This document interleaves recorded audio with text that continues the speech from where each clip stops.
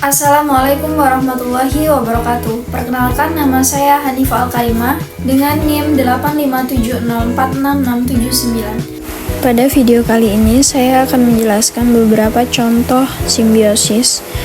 Di sini saya menyebutkan simbiosis parasitisme dan komensalisme. Untuk contoh simbiosis yang pertama adalah simbiosis parasitisme. Berikut beberapa videonya. Itu simbiosis parasitisme. Pada video sudah nampak tumbuhan benalu yang hidup menempel pada pohon sawo. Hubungan antara keduanya termasuk simbiosis parasitisme, yaitu hubungan antara dua makhluk hidup di mana satu pihak diuntungkan sedangkan pihak lainnya dirugikan. Nah, peran benalu ini merupakan tumbuhan parasit yang hidup menempel di cabang atau batang pohon sawo. Ia memiliki akar khusus yang disebut haustorium, berfungsi untuk menembus jaringan pohon sawo dan menyerap air serta zat hara dari batang inangnya.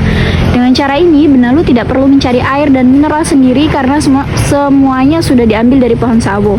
Jadi, benalu sangat diuntungkan karena bisa tumbuh subur tanpa harus berakar di tanah. Kemudian peran pohon sawo dirugikan karena sebagian nutrisi dan air yang seharusnya digunakan untuk bertumbuhannya diambil oleh benalu.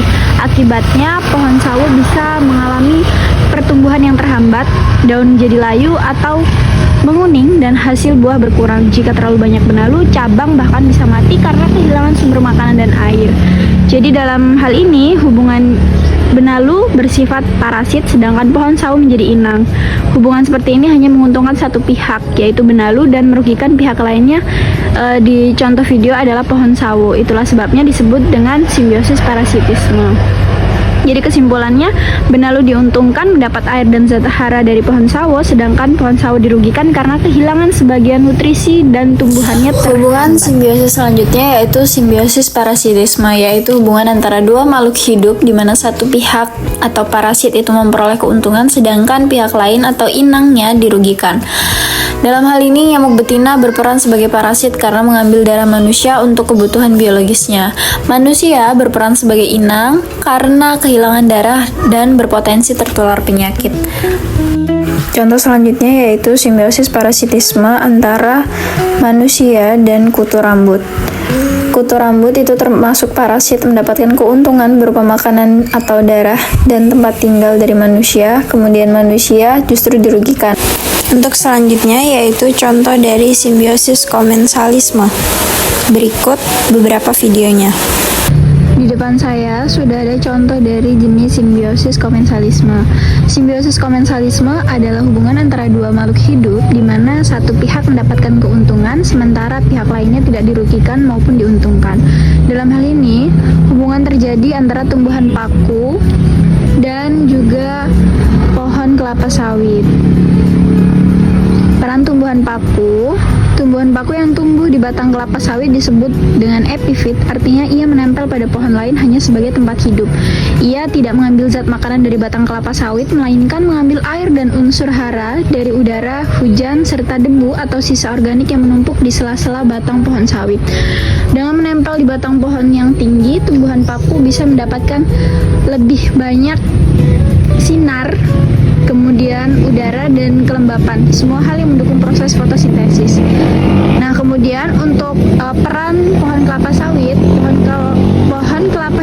dalam hubungan ini tidak mendapatkan keuntungan apapun dari keberadaan tumbuhan paku, namun ia juga tidak dirugikan karena tumbuhan paku tidak mengambil zat makanan dari jaringannya. Hanya saja, jika jumlah tumbuhan paku terlalu banyak dan menutupi batang secara berlebihan, bisa sedikit menghambat sirkulasi udara atau menahan air hujan, tapi dalam kondisi normal itu tidak merugikan pohon sawit.